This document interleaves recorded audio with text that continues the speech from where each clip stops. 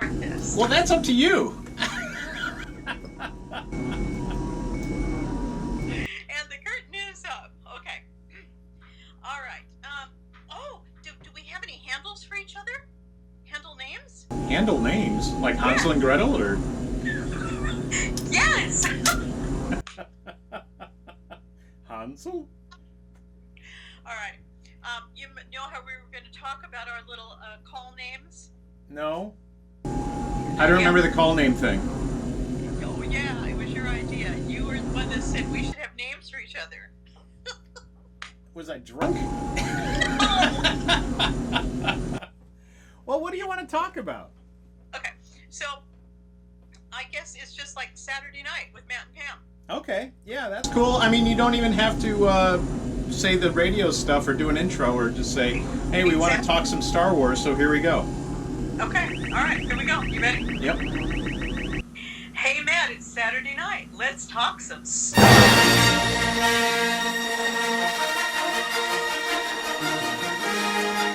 All right, sounds good. How you doing there? You're right there in the Millennium Falcon. I love Yeah, I was going to land, but, you know, considering the situation, I'm keeping my distance. You mean you don't want to come down to the pandemic?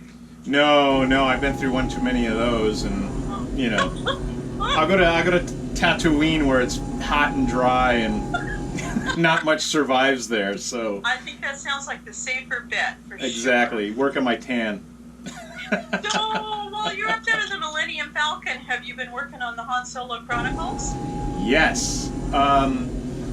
As I told you, that we were due to start shooting episode 2 on the 28th in Pennsylvania, but due to the coronavirus, you know, I had to cancel it, or postpone it, you know, so, because everyone's busy doing, you know, camping out with their children and hiding out and trying not to, you know, catch this thing. So, you know, we had to make the big boy decision to put the brakes on, and plus C-3PO is stuck in Florida, couldn't get a flight, so that also added to it. So, yeah. But you had Chewbacca in on this too, didn't you? Oh yeah, we had Chewbacca. We had like 20, 30 stormtroopers coming.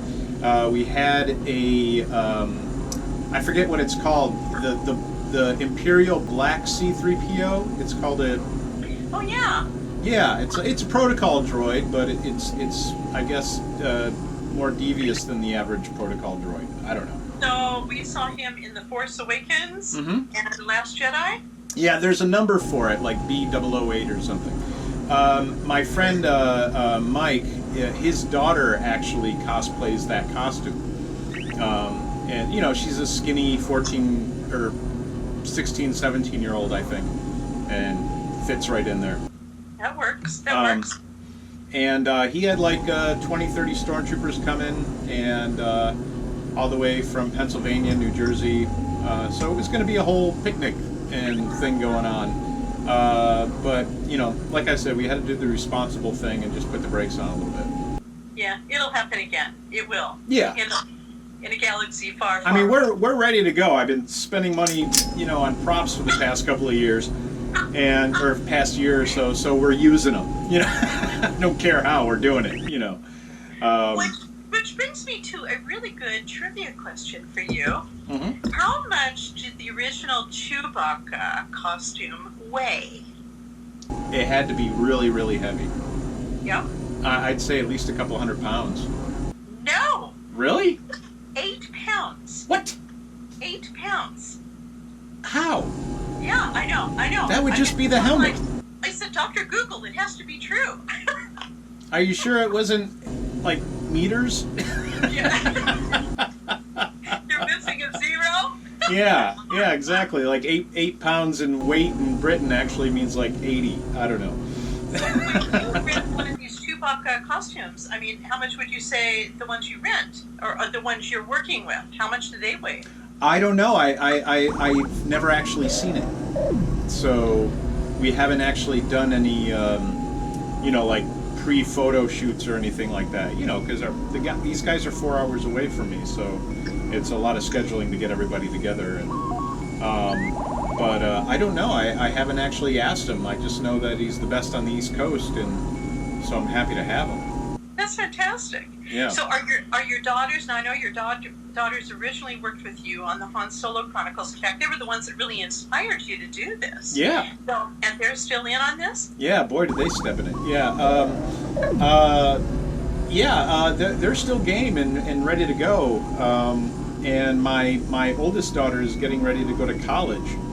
I think she actually got accepted to, or we're talking to Mount Holyoke, which is a bit of a liberal arts school in Massachusetts, and she's really got her heart set on that one, so we're trying to make that work. So if all goes to schedule, she'll be gone in September. So I was hoping to get this done sooner rather than later. Right. And we were even going to lock down some studio time at a big green screen studio in Lancaster, Pennsylvania, where we could do all the ship interiors and stuff like that. Because I wasn't able to really find anyone with ship interiors that I could use. I mean, there's some guys in Texas that have the Millennium Falcon cockpit, but they're super hard to get a hold of, and they tour that thing all over the United States all year long. So, yeah, I mean. So they end up taking that around to like conferences and all the Comic-Cons. And Lancaster, Pennsylvania, has got what you're looking for. Yeah, they've got this little area on, and actually a lot of cosplayers go to this place to do pictures and stuff. It looks like desert dunes, kind of like rocky dunes, and it's actually a big like a lye deposit from a old lime quarry that's been there for like 100 years, and the quarry has since gone. But this big pile of soot is there basically, and it's hardened into a rock, and it just looks very barren and wastelandish for about maybe an acre or two, and it's right on the river that runs through Harrisburg. What is that? I have no idea. Saskatchewan River. It's right on the banks of that. So yeah, I mean, and plus there's some locations in New Jersey that have popped up, like some of those old bunkers. Not the one in Cape May. There's some ones closer to the city where there's old World War II bunkers where they had giant, large caliber guns set up because they thought the Germans or the Russians were going to invade, and they wanted to be ready for it. I love it. Oh my But God. they'll make good like rebel bases and stuff like that. And an Irish actor buddy of mine who's an airline pilot, I want him to play like the rebel, chief guy, general person, because he's not an actor by trade, but he's got a real natural knack, and he's Irish, so just like with Star Wars, all the best actors are Irish, and all the best American actors are Irish and British, so, and Australian. Very true. Very true. I love that. So Matt, tell me, when was it that you first fell in love with Star Wars? Oh man, when I was, I remember very vividly being at my dad's friend's pool party, and they were homicide cops, so they all hung out with each other, And we're at this pool party, and I'm looking at a Time magazine, and there's C-3PO on the cover. And I didn't know what to make of it. I thought it was some weird art thing, or I just had no. And the movie, I had just seen the Woody Allen movie, the one where he's in the future, or something. He wakes up in the future. It's called Mr. Beepers or Boopers or something like that. Yeah. Really weird, but it's Woody Allen, so there's weird sex stuff in it. But Sleepers. Yeah, good for a 4-year-old, or 6-year-old. Anyway, I thought it was the same thing, seeing that on the cover, and then we went to a drive-in, and Star Wars was playing. No reason, no rhyme. We just showed up to a drive-in because back in those days you could go to like multi-features, or there'd be like 3 movies, and it was just a place to go with the kids and sit and you weren't there for one particular movie, and you could just sit there for 4 hours and eat popcorn and look at whatever's on the screen, and it was Star Wars, you know. And the sound came through the little tiny box that you put on your window, so it wasn't that impressive. I love those. So after, you know, we're watching that, my jaw's on the floor because I don't know what I'm watching really, and we went back and saw it again at a regular theater. And there was a couple of theaters in our neighborhood, in our town, that were like quintessential for blockbusters for some reason. And we went there and, you know, just lit my hair on fire. I didn't know what to do with myself, you know, because all of a sudden there's this thing that I've never seen before. Because, you know, the movies that were out there were just like One Flew Over the Cuckoo's Nest and Beepers or whatever, and Herbie the Love Bug. It was garbage. You know, I mean, One Flew Over the Cuckoo's Nest was brilliant and everything, but still, it was depressing, based on a book, and everybody dies. You know, I mean, you know, your hero dies at the end, and there was no hope in it. You know, the Deer Hunter, Apocalypse Now is just hopeless, hopeless, hopeless, hopeless, kind of like that. Just this thing came by, a simple story about a family, you know, and their troubles. Or not even then, you know, the kid didn't even know he had a family yet. But just this kind of simple story, but just set in a world nobody has ever seen before. And it's been attempted, you know, with sci-fi and stuff like that, but it was always just so bad. You know, in 70s sci-fi, they were always trying to put like sex into it, and all the music was a theremin going woo, you know, and it was stupid, you know, and you know, the only thing that was capturing my imagination at the time was, you know, Steve Austin and Wonder Woman, you know, Linda Carter. That's right. I had a bit of a crush on Linda Carter, you know, at 4. So yeah, I mean, it just kind of flipped how I used my imagination, because now I had this big palette to work with that I had never seen before. You know, that's all I could think about. I think, you know, what, for me, it was like from the very beginning, when you're sitting back in the theater, we didn't know what to expect, and suddenly this ship just comes out of nowhere. Yeah. Okay? And all this very slow-mo shot, it was bigger than life. Everything after that, we were just kind of caught up in a state of wonder. Yeah. And that to me, you said before that watching Star Wars is like having Christmas all the time. Yeah, yeah. We had maybe the greatest story in the world, which is really the hero's journey, right? Mm-hmm. And this fantastic special effects we hadn't seen before. I mean, you know, not really. We had 2001: Space Odyssey, which was something else. That was Stanley Kubrick at his most out there and fantastic. But this was a space opera. This was a space western. Yeah, well, it was fun in space as opposed to 2001, which is just being lonely. You know, the actual what space is like, you know, where, you know, if you find yourself out there, you're just lonely and everything wants to kill you, you know. You know, like being in the ocean, just, you know, the ocean doesn't care if you drowned, you know. Exactly. So it's perilous, but with Star Wars, it was just that all that went out the window, because that wasn't the bad guy. You know, it was just them traveling through space and all that. It was happenstance. It was the way the world worked, and they didn't have two thoughts about it. They didn't go, oh, look, I have a ship that flies through space. It was like, no, that's my thing. You know, it like you pointing at your, you know, 1977 Datsun. Who cares? You know, it's garbage. You know, but it gets me from A to B. It'll do. And that's their attitude towards all this stuff. Plus, you didn't have to have that suspension of disbelief that you had to reserve for a lot of sci-fi movies, because the effects were so bad and the acting was usually bad, and you know, it just wasn't done well. It was done, but it just wasn't done well. But you know, sometimes the special effects that were bad were actually good. You know, like in the original Star Trek series. Yeah. You know, I have a fondness for when I look back, even when I watch them now. You know, of course, we have to love the characters. They were so carefully molded. We fell in love with everybody. We supported everybody. But even like the goofy plastics that were on stage and little painted squares that were made to look like magic, somehow even today, I look at it, I have a fondness for it, because it actually worked at the time. You know, so many times in Star Trek that they had the minimalist kind of stage, you know, so little was out there. I mean, they had no budget. Yeah. And you could just see that back screen, you know, in a couple of colors and maybe, you know, a little bit of you know, swirly special effects put in from time to time. We didn't care because we cared about the characters. Well, plus you gave it a lot of leeway because it was a TV show.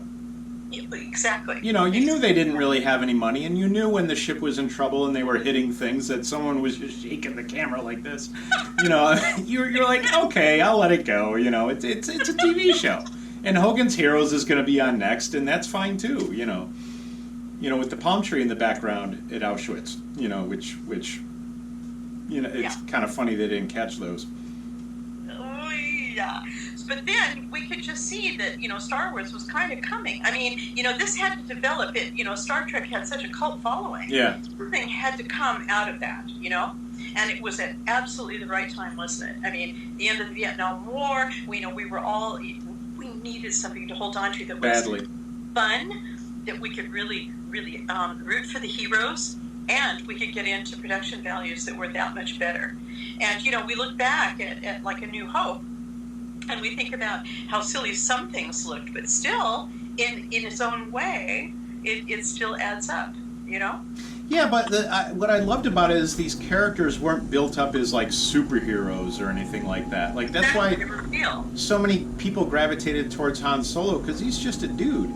Yeah. That gets caught up with these stupid kids trying to do this thing with a bunch of space Nazis that want everyone dead. You know, so there's a lot of stakes, and you could be killed at any second. But everyone's very nonchalant and casual about it because that's the world they exist in, and you believe that they're in this world that they're in because it's kind of a simple story set in these the great set design, you know, that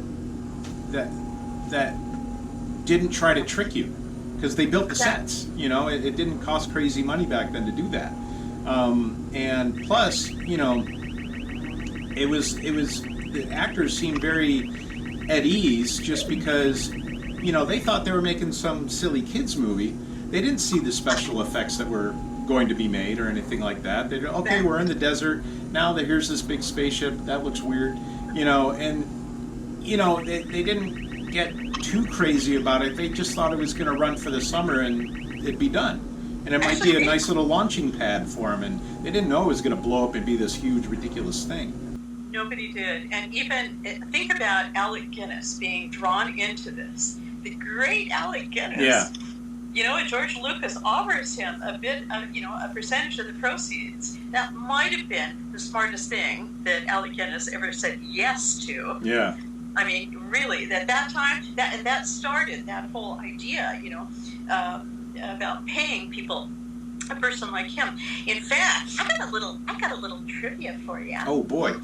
You want to play a little trivia? I just got done playing Pictionary with the wife and kids, and whew. Okay. So you're all warmed up. You're all warmed up to this. Okay. I'm ready to go. Okay. Are you ready? Huh? What type of men did Leia tell Han she liked? Nice men. You got it! Like you, Matt Mickelson. I don't know. Okay. And speaking about Alec Guinness, what were Ben Kenobi's first 2 words in Star Wars? Hello there. You got it! Oh God, you are good. Yeah, this is. I have the Star Wars trivia that my mom got me like 10 Christmases ago, and I opened it, and I took out like the first 3 cards, and I knew all the answers, and I put it away. Oh, I love it. Okay. Because it would never be fair to anybody that they're playing this with me. I've done that before too. Yeah. Okay. What did Chewbacca do during the escape from Tatooine while Han calculated the hyperspace jump? Angle the deflector shield? I don't believe you. You are the real thing. I love it. Okay, wait. Who drove the land speeder when Luke went looking for R2-D2? C-3PO. Okay, forget that game. You got it. But wait. Did he drive in the scene that was cut, or did he drive the whole time? I think he drove the whole time. Okay, all right, because I know that some of the stuff they cut, C-3PO is driving. Yeah. That's true too. That is true. Hey, and over the last few days, did you hear about Andrew Jack, the actor from Star Wars, who passed away because of COVID-19? Yeah, he was in the Last Jedi, but was he in the older ones too? No. But he served as a dialect coach for many of them. In fact, he served as a dialect coach for many films, including Lord of the Rings as well. But he played Major Amont in Star Wars Episode 7, The Force Awakens, and Star Wars The Last Jedi. Oh, okay. And he's so distinctive in The Last Jedi. You remember in the final battle, when he comes out, he strides out. All the men are down in the trenches, and they're waiting for the big battle. He strides out on the salt flats and looks through his binoculars, and he's got that long silver hair. He was so distinctive. We had seen him before, and he's perished. We've lost him. Yeah. And this is such a huge loss. I didn't see any articles on it. Was it like a complication thing, or that he already had a pre-existing condition of some sort? Or, actually, I can't answer to that, but it's kind of interesting. In London, he lived on a houseboat. And on the Thames in London, there are all this huge community of houseboats, which I think is really fascinating. And his wife was also a dialect coach. And when he became ill, she was stuck in quarantine in Australia, and she couldn't get to him before he died. Yeah. I can't even imagine. This is so unfair. But she was unable to see or talk to him at the end of his life, and who would have thought? Yeah, that's awful. Who would have thought?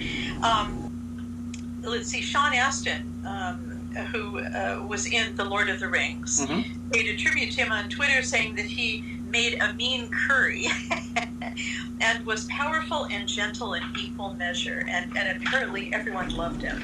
I mean, what a loss. Yeah, he looked like one of those very well-trained English actors that's, been in everything, kind of thing.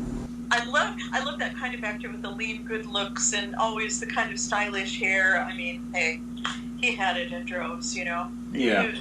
It's a big loss. Kind of like a John DeLorean of acting. Or who's the guy that used to date Bo Derek in the 70s that was famous for like being a photographer or something? Or